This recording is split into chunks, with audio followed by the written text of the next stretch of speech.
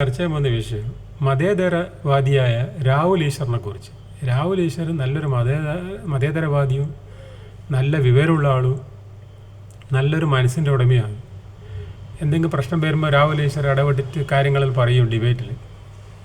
അങ്ങനെ ഇപ്പോൾ ഒരു കോൺഗ്രസ് നേതാവിൻ്റെ അയാൾ നല്ല കാര്യമല്ല പറഞ്ഞത്, പക്ഷേ എന്നാലും കോൺഗ്രസ്സുകാരനെ കുറിച്ചിട്ട് ഈ അപവാദം വന്നേരം അയാളെ അനുകൂലിച്ചിട്ട് പറഞ്ഞു പോയി രാഹുൽ ഈശ്വർ മൊത്തത്തിൽ എല്ലാ കാര്യത്തിലും ഇടപെടുന്നതുകൊണ്ട് ഇതുവരെ അബദ്ധം പറ്റിപ്പോയതാണ് അയാൾക്ക്.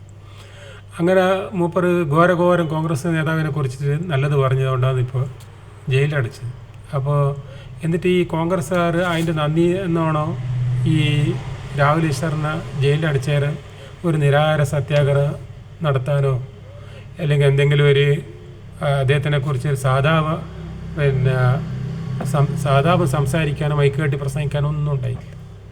രാഹുൽ ഈശ്വറിന് ഇപ്പോൾ ജയിലിൽ കൊണ്ടുപോയാലും രാഹുൽ ഈശ്വറിൻ്റെ ഭാര്യ പാവം സംസാരിക്കുകയാണ് ഇങ്ങനെ ചേട്ടനെ ഇങ്ങനെ ജയിലിൽ കൊണ്ടുപോയി എന്ന് പറഞ്ഞിട്ട്.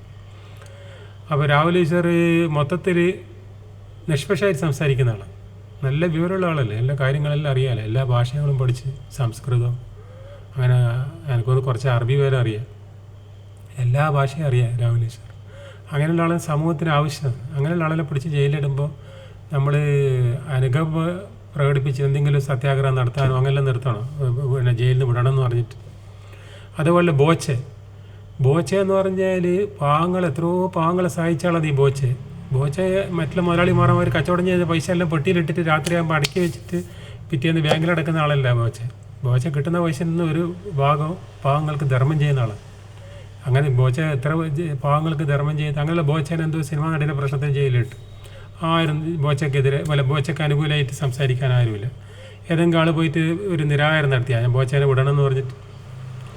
ഇന്നത്തെ കാലത്ത് നല്ല ചെയ്യുന്ന ആളെല്ലാം ഇപ്പോൾ ജയിലിൽ പോകുന്നതായിട്ടും ആരും ഇടപെടുന്നില്ല, ആർക്കും സമയമില്ല. ഇപ്പോൾ രാഹുൽ ഈശ്വറിനെ കോൺഗ്രസ്സിലെ നേതാവിനോട്ട് പ്രസംഗിച്ചത് ഒരു കോൺഗ്രസ്സുകാരും രാഹുൽ ഈശ്വറിനെ കുറിച്ച് ഒന്നും പറയുന്നത് കേൾക്കുന്നില്ല. ഇതാണ് അവസ്ഥ. അതിനെക്കുറിച്ച് ഞാൻ ഒരു വീഡിയോ ചെയ്തതാണ്. ഓക്കെ.